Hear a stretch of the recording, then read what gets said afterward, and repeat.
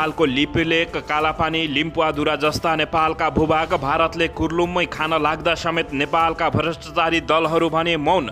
रोकिएन लिपुलेकमा भारतको हस्तक्षेप। सरकार, काङ्ग्रेस र माओवादी केन्द्रको रहस्यमय मौन। जनता भने रिसले आगो। प्रधानमन्त्री निवास बालुवाटारमा फैलिए कोरोना। शेरबहादुर देउवाको भोलि फेरि पनि PCR परीक्षण हुने। स्थानीय चुनावको मिति तय गर्न निर्वाचन आयोगले बोलायो सर्वदलीय बैठक। भ्रष्टाचारको आरोप खेपिरहेको बतासो समूहद्वारा राज्यले अन्याय र अपराध गरेको आरोप। नेतादेखि वरिष्ठ कर्मचारीसँगको सम्बन्धको खुलासा। नेपाल बारको आन्दोलन जारी। जबराले राजीनामा नदिएसम्म आन्दोलन जारी राख्ने चेतावनी। हिन्दू राज्यको पुनर्स्थापना र भ्रष्टाचार विरुद्धको एजेन्डा लिएर सडक आन्दोलन गर्छौं। नेता राजेन्द्र लिङदेल। एमाले आक्षेपमा केपी शर्मा ओली भर्सेस भीम रावल। मतगणना हुँदै। नेपालको भौगोलिक अखण्डता, सार्वभौमता माथि भारतले प्रहार गर्न खोज्यो। नेता गिरिराजमणि पोखरेल। मोदीको अभिव्यक्ति यति बेला नेपालीहरूलाई खेदजनक छ। कालापानीमा भारतले सडक विस्तार गरेकोमा नेकपा यसको निकै ठुलो आपत्ति। पूर्व प्रधानमन्त्री केपी शर्मा ओलीले भारतीय प्रधानमन्त्री नरेन्द्र मोदीको मुटु हल्लिने गरी दिए चेतावनी। अन्ततः लिपुलेकमा भारतले सडक बनाएको भन्दै एमाले गर्यो यति ठुलो घोषणा। सरकारको मौनताप्रति निकै आक्रोश। र रोकिएन लिपुलेकमा भारतको हस्तक्षेप। सरकार, काङ्ग्रेस र माओवादीको रहस्यमय मौनता। सीपी मैनालीको गम्भीर आरोप। माओवादी केन्द्र पार्टी भारतबाट सञ्चालित पार्टी हो। अब हेर्नुहोस् पुरा समाचार।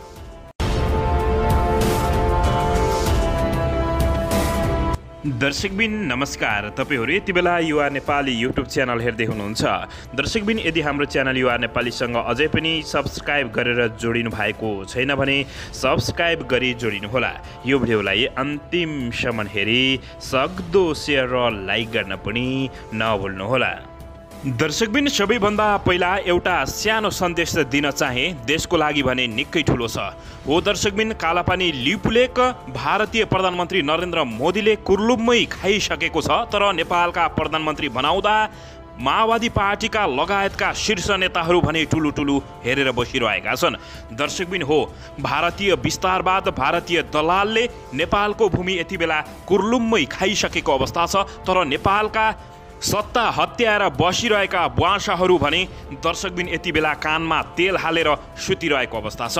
दर्शकबिन यदि तपाईहरू सच्चा नेपाली र नेपाल आमाको छोरा हुनुहुन्छ, छोराछोरी हुनुहुन्छ भने दर्शकबिन यो भिडियोलाई 3 करोड नेपाली सामु सक्दो सेयर गरी लाइक गरी गो ब्याग इन्डिया भनेर एक पञ्च हान्न पनि नभुल्नुहोला। दर्शकबिन किनभने कालापानी लिपुलेक भारतले खाइसकेको अवस्था छ। तर नेपालका दल बनाउँदा भने भ्रष्टाचार गर्नमा लिप्त देखिएका छन्।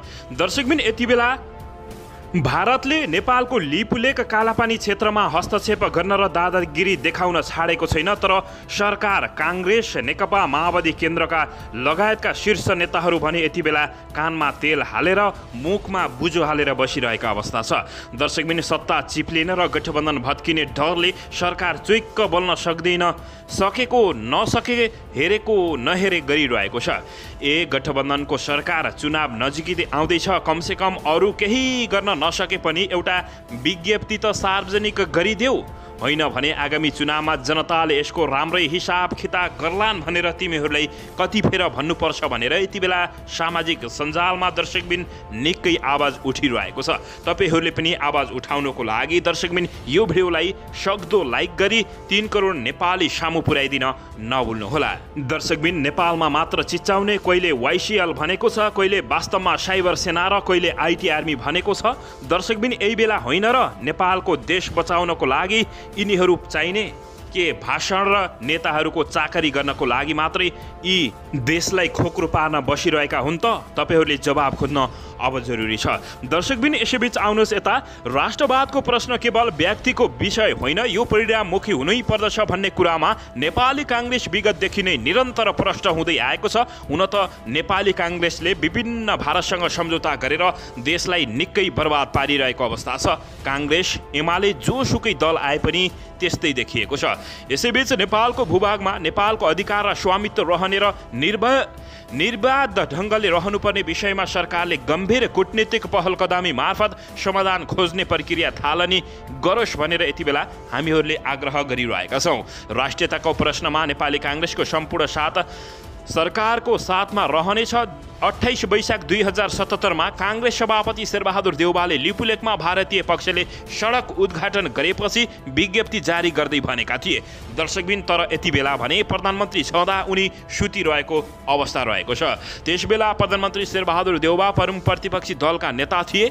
हाल उनी नेपाल सरकारका प्रधानमन्त्री छन्। यही बेला भारतीय प्रधानमन्त्री नरेन्द्र मोदीले मनसोवर यात्रा सहज बनाउन कालापानी क्षेत्र अर्थात् नेपालको जग्गा चोरेर नेपालको जमिन चोरेर कालापानी क्षेत्रको लिपुलेखसम्म भारत सरकारले सडक बनाएको सार्वजनिक रूपमै स्वीकार गरिसकेका छन्। उल्लेखनीय छ दर्शकबिन उक्त भूभाग नेपालको पर्दछ।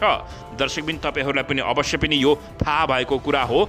सो भूमि सहितको नक्सा सङ्घीय सांसदबाट पारित भई संविधानको अनुसूचीमा समेत सामेल भएको छ। दर्शकबिन तर नेपाल विरुद्ध भारतको दादागिरी अझै टुटेको अवस्था छैन। के नेपाली जनताहरूले दादागिरी टुटाउन सक्लान् त्यो भने हेर्न बाँकी रहेको छ। भारतीय प्रधानमन्त्री नरेन्द्र मोदीले त्यहाँ अहिले थप सडक विस्तारको काम भइरहेको बताएर नेपालीहरूलाई आगो उकल्न बाध्य बनाएका छन्। नेपाली भूमि माथिको हस्तक्षेप नीतिलाई नरोक्ने सङ्केत पनि दिएका छन्। मोदीका यी भनाइ सार्वजनिक भएको 2 साता बितिसक्दा समेत 5 दलीय गठबन्धनको सरकार भने यति बेला सुतेर बसिरहेको छ। दर्शकबिन सरकार मात्रै होइन, सरकारको नेतृत्व गरिरहेको नेपाली काङ्ग्रेस र अर्को सत्तारूढ दल नेकपा माओवादी केन्द्र पनि यो प्रकरणमा मौन देखिएको छ। यसबारे सरकारको आधिकारिक धारणा सार्वजनिक नहुनेले नेपालमा लिपुलेखमा भारतले बनाएको सडकमा नेपाल सरकारको समेत मौन समर्थन हो भन्ने जानकारी भारतीय विस्तारवाद दलालहरूलाई दिइरहेको छ। दर्शकबिन यसो भन्दै गर्दा गम्भीर प्रश्न उठ्न पुगिरहेको हो। सरकारका प्रवक्ता समेत रहेका सूचना तथा सञ्चार प्रविधि मन्त्री ज्ञानेन्द्र बहादुर कार्की यसबारेमा आफूले अहिले केही कुरा नगर्ने बताउँदै पन्सिँदै आएका छन्। तर दर्शकबिन नेपाल आमाको माटोमा उभिरहेर यस्तो अवस्था सिर्जना गरेका छन् नेपालका नेता भनाउँदाहरूले। दर्शकबिन सरकारको नेतृत्व गरे पनि नेपाली काङ्ग्रेस पनि यो विषयमा मौन छ। त्यसो त प्रधानमन्त्री देउवाकै काङ्ग्रेसको सभापति समेत छन्। यद्यपि हालै सम्पन्न महाधिवेशनबाट निर्वाचित महामन्त्री द्वय नेता गगन थापा र विश्वप्रकाश शर्माले भने धेरै भरोसा गरेका थिए। तर उनीहरू पनि यो विषयमा चुपचाप लागेर कानमा तेल हालिरहेका छन्। तर उनीहरू पनि यो विषयमा चुपचाप बसिरहेको अवस्था छ। काङ्ग्रेसले संस्थागत रूपमा कुनै धारणा सार्वजनिक नगरे पनि काङ्ग्रेसकै उपसभापति धनराज गुरुङले व्यक्तिगत रूपमा भारतीय प्रधानमन्त्री नरेन्द्र मोदीको अभिव्यक्ति र नेपाल सरकारको मौनताप्रति आफूलाई आश्चर्यचकित लागेको समेत बताएका छन्। दर्शकबिन अझ यता अर्को सत्तारूढ दल नेकपा माओवादी केन्द्रलाई हेर्ने हो भने नेकपा माओवादी केन्द्रका प्रवक्ता कृष्णबहादुर महराले लिपुलेख प्रकरणमा आफ्नो पार्टी स्पष्ट रहेको र मौनता नसाधेको दावी गरेका छन्। उनले पनि बस्न यस्तो बताएका छन्। दर्शकबिन लिपुलेख लिम्पुवाधुरा हाम्रै हो। नीतिगत रूपले अहिले हाम्रो वक्तव्य नआएको मात्रै हो, केही समयपछि वक्तव्य आउँछ। अर्थात् भारतले लिपुलेखलाई कब्जा गरेपछि वक्तव्य आउँछ भन्ने जस्तो आशय व्यक्त गरेका छन्। महराले भने हाम्रो भूमिमा उहाँहरूले सडक बनाउनु राम्रो कुरा होइन, भारतले नेपाली भूमिमा हस्तक्षेप गर्न मिल्दैन भनेर जवाब दिएका छन्।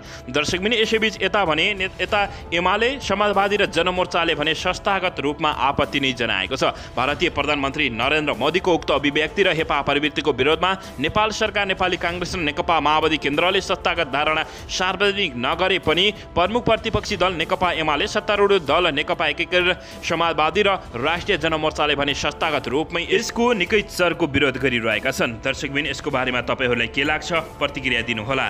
दर्शकबिन यसैबीच यता हिन्दू राज्य र पुनर्स्थापनाका लागि भ्रष्टाचार विरुद्धको एजेन्डा लिएर सडकमा आन्दोलन गर्ने भन्दै नेता राजेन्द्र लिङदेलले अभिव्यक्ति दिएका छन्। यता भने नेपाल बारको आन्दोलन जारी छ। जबराले राजीनामा नदिएसम्म आन्दोलन जारी राख्ने बारले बताएको छ। बता समूहद्वारा राज्यले अन्याय र अपराध गरेको आरोप लगाइएको छ। नेतादेखि वरिष्ठ नेता कर्मचारीहरूसँगको सम्बन्धको खुलासा समेत गरेका छन्। दर्शकबिन सरकारले बता समूहले चुनौती दिँदै गैरकानुनी काम गरेको भए कारबाही गर्न चेतावनी समेत दिएको छ। यता स्थानीय चुनावको मिति तय गर्न निर्वाचन आयोगले सर्वदलीय बैठक बोलाएको छ। दर्शकबिन बालुवाटारमा कोरोनाको भाइरस फैलिएको छ। देउबाको फेरि पनि भोलि PCR परीक्षण गर्ने भइएको छ। एमाले आछामा पूर्व प्रधानमन्त्री केपी शर्मा ओली भर्सेस नेता भीम रावलले भर्सेस हुँदैछ, मतगणना समेत हुँदैछ।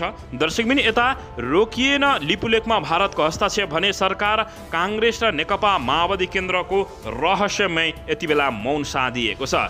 दर्शकबिन के माओवादी केन्द्र जस्ता नेता अर्थात् सत्तामा रहेका नेताहरू चिप्लिने र गठबन्धन भत्किने डरले के चुइक्क नबोलेकै हुन् त? साँच्चै नबोलेका हुन् भने यिनीहरूलाई तपाईँहरूले घोषणा र तपाईँहरूले उठाउन जरुरी छ। गठबन्धनको सरकार चुनाव नजिकै छ, जवाब पनि तपाईँहरूले दिनै जान्नु भएको छ होला। दर्शकबिन, यसको बारेमा अवश्य पनि तपाईँहरूको मनमा लागेको प्रतिक्रिया दिन नभुल्नुहोला।